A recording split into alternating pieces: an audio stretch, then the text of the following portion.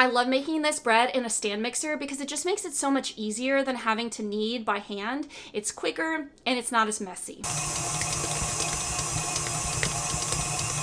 If you have a stand mixer, I highly recommend it. When I decided I wanted to get into baking my own bread, I realized that there are so many recipes out there that want you to make 2 loaves. It's just me and Kevin, so we don't need 2 loaves of bread a week. So I developed my recipe just to have 1 loaf a week so that we wouldn't make too much. All right, I've got 1.5 cups of water. I'm adding a tablespoon of sugar to wake up the yeast and also to flavor our bread. So I've got 1 tablespoon in there, and I'm adding 2 teaspoons of yeast. I'm going to stir that around. My water is 106 degrees, so that warmth is going to wake up the yeast. The sugar is going to feed the yeast. So I'm going to set that off to the side while we do the rest of our ingredients. I use all-purpose flour for my bread baking, but if you want to use bread flour, you can as well. It's got a little more protein in it and a little more gluten structure, so that's perfectly fine, but I prefer all-purpose flour. All right, we need 4 cups of flour. I weigh my flour out, so 120 grams is 1 cup, so I need 480 grams.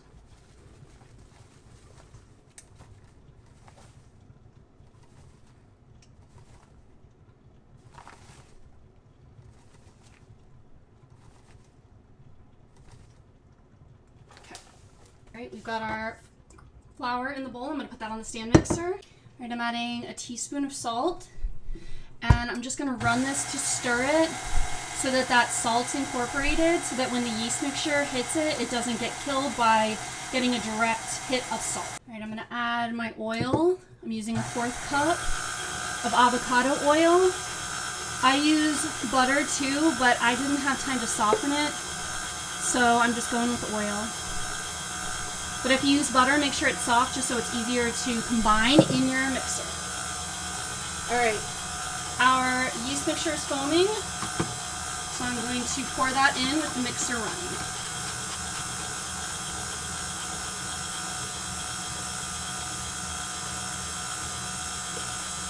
Sandwich bread is a medium hydration dough, about 68 to 70%, so we don't want this anywhere near as wet as, say, a ciabatta bread. I'm going to push the flour from the sides in so everything gets incorporated.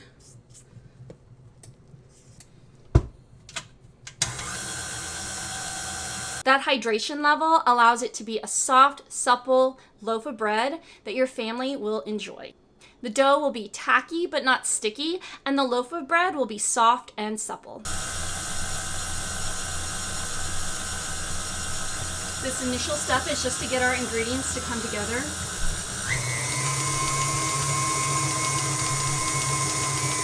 The initial mix is to get all the ingredients to incorporate together, and then we want to give it 5 minutes to allow that water to absorb into the flour. I've made the mistake many times where I'll think, oh, it looks a little too wet, I'll add more flour, or it looks a little too dry, I'll add more water, and then by the time everything has had a chance to absorb, it's all out of whack. So what I recommend is mixing it together, giving it 5 minutes just to let the water absorb, and then assess your dough and decide if you need more or less. And remember, the atmosphere also changes how your baked goods are going to come out. So I add the ingredients that I say to add, but then I have to make sure I adjust my dough according to the environment that is actually around me. It was very stormy here last night, and I live in Florida, so it's very humid here. The dough has mixed for a few minutes to incorporate the ingredients.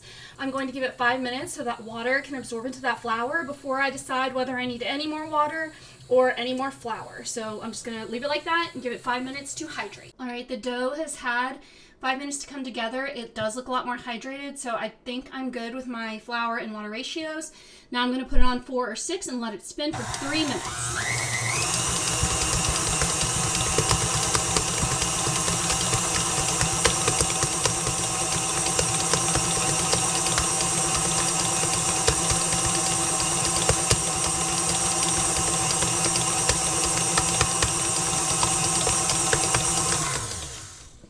A lot of my dough is sticking to the side, so I'm just going to scoop that and incorporate it so it gets plenty of time to develop that gluten along with the rest of the dough. Make sure it's locked.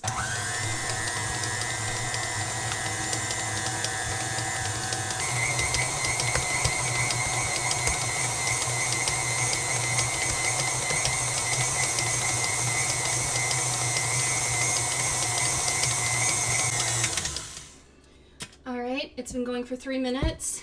It's looking a little too wet to me. I live in Florida and we just had a crazy thunderstorm last night, so the air is really humid, so that's probably what's causing this. So I'm going to add a little bit of flour, a tablespoon at a time, to get it to where I want it to be before continuing to mix. When you're assessing your dough, you want to look for a couple things.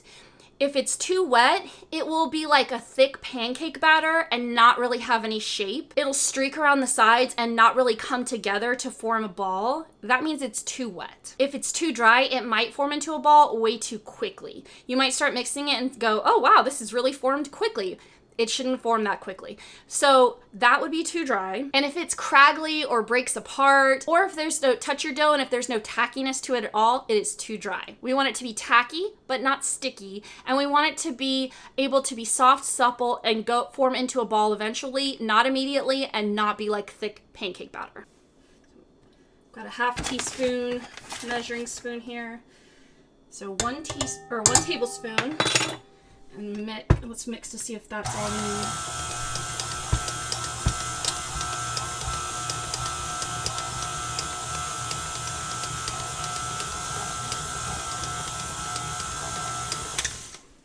I'm gonna scrape down the sides to make sure everything's getting incorporated so I don't end up adding too much flour when really I don't need it.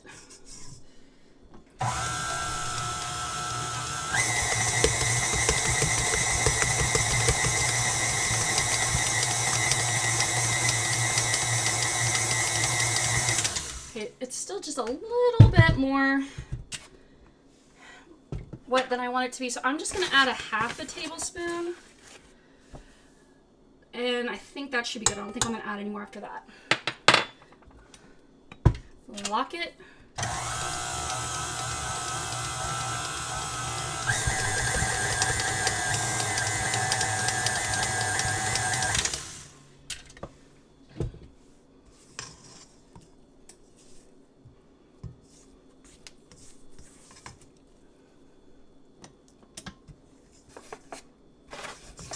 Okay, that looks how I want it.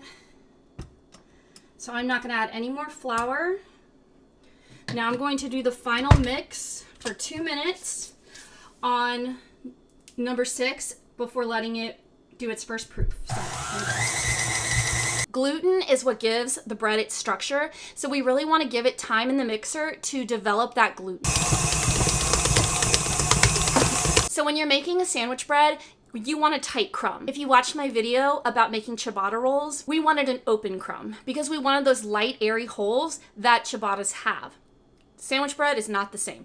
We want to make sure enough gluten is developed so that we get a nice tight crumb and so there aren't any big holes in our bread. Say a cake or a muffin, that's the kind of crumb that we want. You can see it's coming into a ball shape and getting smooth. That's exactly where we want it to be.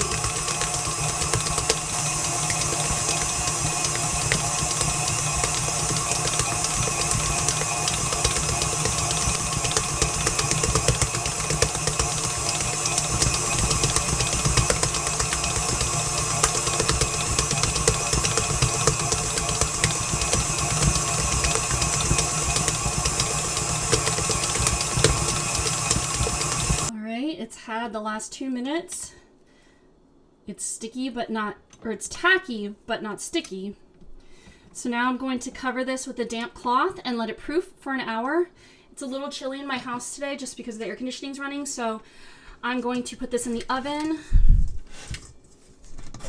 I'm going to put this in the oven with the light on but no heat on, just so it's out of drafts and can rise. So I'll see you in an hour. So there are two proofs when you're proofing bread. The initial proof, which is about an hour long, and then the second proof after you've shaped it. We need to make sure that we're proofing long enough so that this bread is light and fluffy. If you don't proof it long enough, it can be dense and tough. So we really want to make sure that it's doubled in size. And this is going to depend on the weather. If it's cold in your house, it could take longer. If it's warm in your house, it could be quicker. You just kind of have to look at the dough and let it tell you what it needs. But just don't underproof, because you really don't want to spend all this time doing it to have a dense loaf of bread that you don't want to eat. All right, the dough has had an hour to rise. Let's look at it. Woo, it's looking good, very risen. All right, I'm gonna put it back on the stand mixer. I like to leave my dough in the stand mixer bowl because I like to knock my air out with my stand mixer. I think it's just less of a waste of bowls. It's going to whip it up nicely to get it where it needs to be. I have my bread pan. It is 5 by 9. I'm going to spray it with a little bit of cooking spray. Then we're going to roll it into place for its second rise. So just put sides, bottom. Set that over here. Put it down and just spin for a couple seconds till it pulls it all together.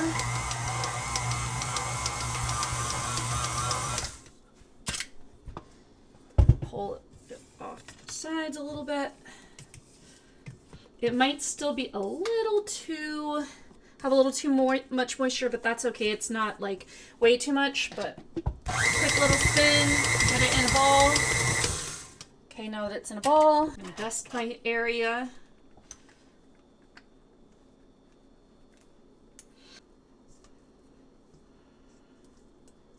All right, so I'm going to flour the top. Kind of push it down a little bit.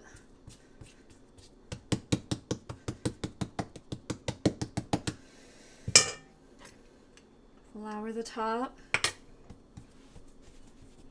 Press it out, knocking that air out. Turn it to its...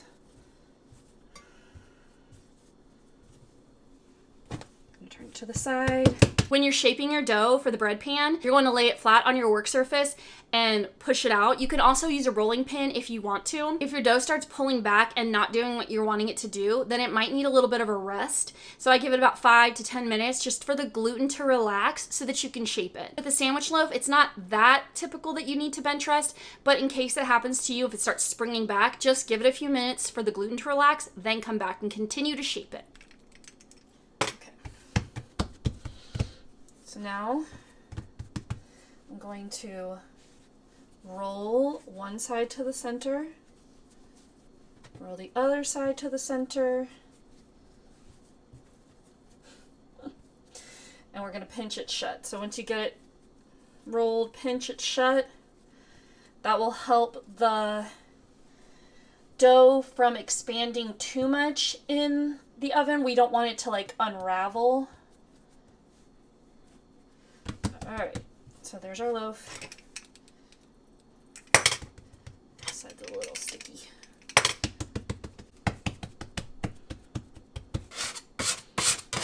And my bench scraper. Put it on the counter, and then I'm going to flip it over. All right, so now it's a little too wide to go into my bread pan. So I'm just going to shape it, kind of squish it, but keep it into the shape of a loaf. All right. Now I'm just going to transfer it.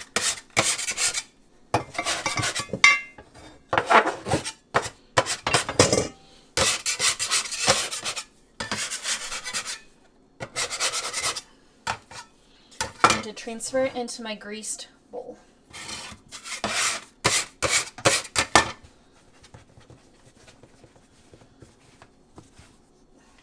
Kind of tucking it in there. I think I got it kind of wide before I did it, and that's fine. It'll all still go in there. So We're going to cover it again with our damp cloth, and we're going to let it sit for 30 to 40 minutes.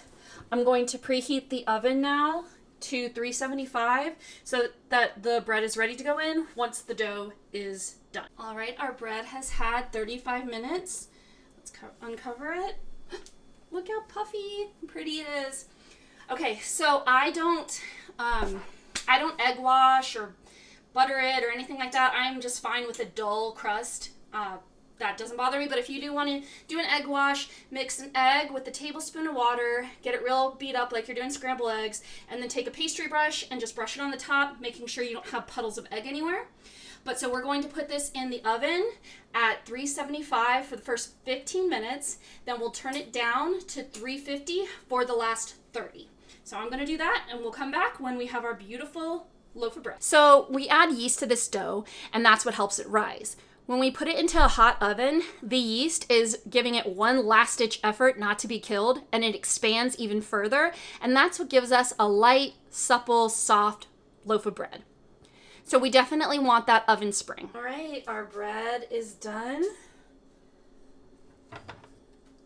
As you can see, it got quite a bit of oven spring. My yeast was very active. So I'm going to dump this.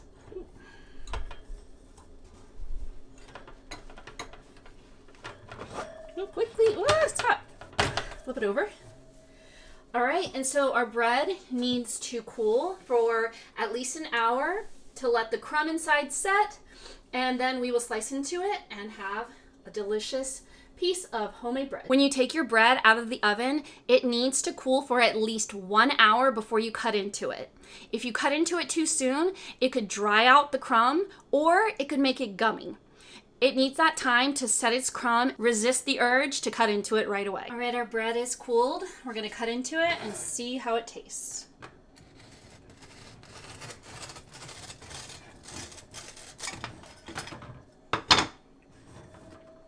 Here's how it looks inside. It's got that beautiful crumb. All right, now let's take a bite. It's nice and light, but it has that nice crispness on the crust that I just love. If you watched my videos recently, I bought a grain mill and I'm getting into grinding my own grains. This recipe is great for people who are just getting into baking bread or who want a nice sandwich loaf from home until you're ready to maybe take that dive into grinding your own grain. If you enjoyed this recipe, please like and subscribe. And if you want the full recipe, it's at my website, theblusterandtheburrow.com. I will link it in the description box below. It'll be a soft, the dough will be sticky, and it's just Kevin and me. Me and Kevin. Yeah. Think cake dough. We wanted a loose, what is it called? Open. Yeah. We really wanted if you watched,